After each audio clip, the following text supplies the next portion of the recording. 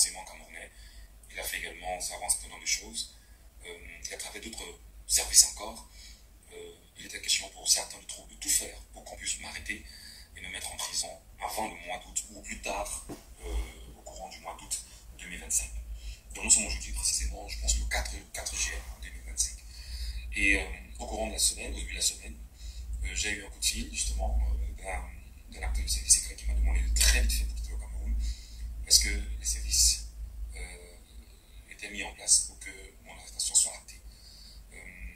Avant cela, il y a de cela quelques jours, hein, pas seulement, mais je reçois des messages anonymes tout le temps. Mais il y a eu un message que j'ai reçu la semaine dernière qui était un peu plus brutal, me faisant savoir qu'ils me connaissaient, ils savent où je suis, où il y a mes enfants, et qui me feront la peau parce que j'ai choisi de soutenir Maurice Kamto et que je suis un Bamileke et que les Bamileke veulent organiser au Cameroun. Ils ont dit quoi? Que les Bamileke veulent organiser au Cameroun des attentats. Bien.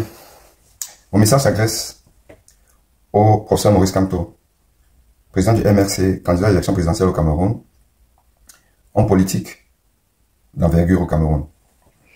Monsieur Maurice Kamto, je m'adresse à vous. Je m'adresse à vous en tant que leader politique au Cameroun qui aspire à diriger ce pays et qui a fait une promesse, d'ailleurs récurrente à l'adresse du président Paul Biya, président d'exercice au Cameroun depuis déjà 43 ans. Président d'une république qui est devenue une république du Far West. Président d'une république qui ne respecte pas l'être humain. Président d'une république où les agents de sécurité sont devenus les bourreaux de la nation. Monsieur Maurice Kamto, en 2018, lors de votre campagne électorale de 2018, j'ai eu l'honneur de monter sur votre tribune avant que vous ne fassiez votre discours. Je fais partie de ceux qui ont été invités à venir parler au peuple camerounais. Et c'était votre dernier meeting au petit terrain à Bonamsati, en 2018, souvenez-vous.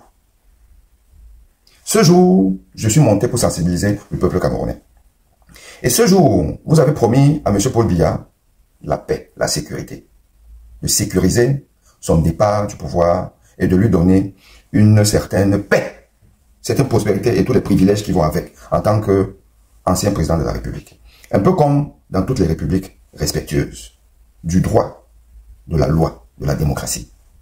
Un peu comme Nicolas Sarkozy, Jacques Chirac, François Hollande, Barack Obama ou les autres anciens présidents Bush et consorts américains. Comme d'ailleurs certains anciens chefs d'État africains, on a eu Jerry Rawlings et autres qui se baladent, qui sont libres, ou George Weah, qui sont libres, qui vivent leur vie normalement avec tous les honneurs d'anciens chefs d'État.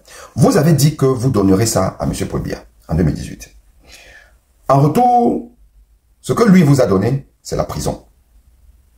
Paul Biya vous a donné la prison, 9 mois de prison. Et d'ailleurs, on a appris que c'est Macron qui lui a demandé de vous mettre dehors. Ce qui veut dire que vous seriez encore là, en prison. En 2025, lors de votre meeting à Paris, vous avez promis à M. Paul Biya de lui dérouler le tapis, de lui donner la sécurité, la paix. Un peu comme quelqu'un qui mérite cette paix. Et en réponse à votre promesse, que très peu de Camerounais partagent, en réponse à votre promesse, Paul Biya vous a encore mis en prison. Oui, monsieur Maurice Kamto, vous avez fait 1 jour de prison à Douala.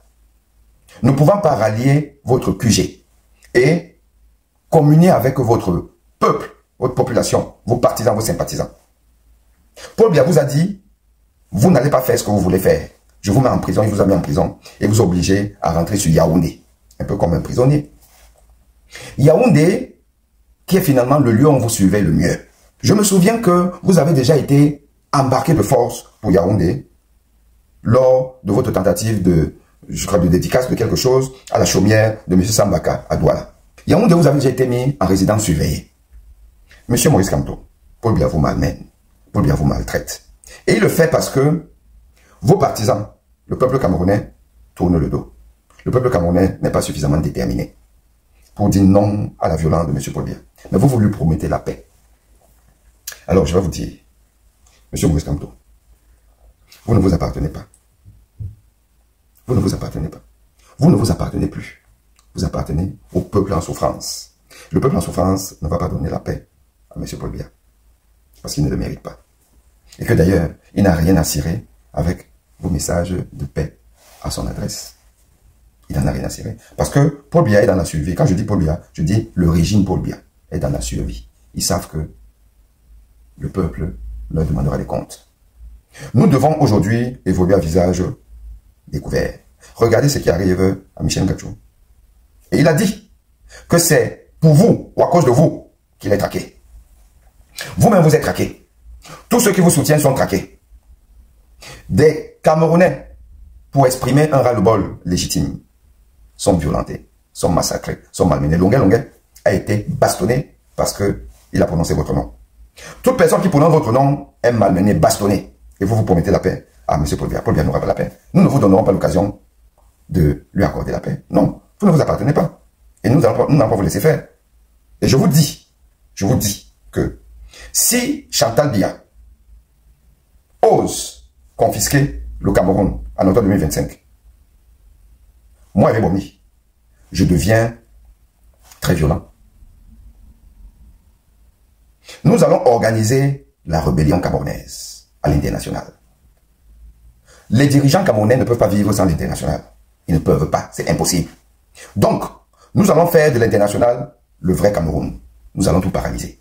Et toutes les personnes qui font la propagande de ce régime violent, toutes les personnes, les Rifoué, les Elisan, les NS Obama et machin tout là, ils vont être la cible du peuple camerounais, de la résistance. Nous allons rentrer dans un vrai cycle de violence. Oui, nous allons paralyser la société camerounaise. Les ambassades et les ambassadeurs, les diplomates camerounais à l'étranger, ils n'auront plus la paix. Nous allons être dans une dissidence tentaculaire, métastatique, mais suffisamment costaude, violente. Ça va se zigouiller à gauche, à droite, partout. Moi, j'ai failli être zigouillé. Je parle avec autorité. Je serai le second Martinez Ogo. Martinez Ogo n'est plus. Monsieur Issa Thierry nous l'a dit. Et ceux qui ont fini avec Martinez Ogo sont au pouvoir. Quand ils vous entendent promettre la paix au plus grand tyran du monde, ils rigolent. Maurice Kamto. Ce que vous dites là, bon, vous n'êtes pas obligé de dire ça. On comprend que vous ne pouvez pas dire le contraire. Mais autant vous ne dites rien. Mais on sait exactement ce qui va se passer. Et eux-mêmes, ils savent. Et j'appelle le peuple camerounais de commencer aujourd'hui à s'organiser de manière assumée de ce que nous allons paralyser la société camerounaise. Parce qu'elle va être paralysée. L'ONU ne pourra rien. Ce sera des actions, coups de force, multiples, universelles. Partout où il y aura un Camerounais qui aura fait la promotion du régime de Paul Biya, les Steve Fa, même mes collègues qui viennent faire la talakou de l'imposture, de Babok et tout ça là, on va paralyser. Vous n'aurez plus la liberté. Moi, je ne suis plus un homme libre. Je ne peux pas rentrer au Cameroun. Je ne peux pas aller sur la tombe de mes parents. Je suis un prisonnier. Vous allez être prisonnier. On va vous faire du sale. On va faire du sale. Michel Gachou, courage à toi. Un pays où un honnête citoyen est obligé de prendre des sissongos. De faire comme le voleur du ministre N'Jang Sang, qui a volé l'argent du Cameroun des milliards. On l'a fait sortir. Et il s'est déguisé en femme pour aller au Nigeria. Lui, c'est un voleur. À Tanganakuna, c'est un voleur, un bandit, qui aujourd'hui sillonne notre argent en Occident. Je vous dis, cherchez-moi là où Tanganakuna se cache en France. Cherchez-le. Donnez-moi son adresse. Je vais aller le voir. À Tanganakuna, vous faites partie des ennemis du peuple. Nous allons vous faire du sale. Et j'assume mes propos. Ici en France, je vais faire du sale. Michel Gachou est obligé aujourd'hui de fuir son pays comme s'il avait volé des milliards. Avec pour seul crime, celui de dire la vérité. Pour ça, Campo, vous ne pouvez pas.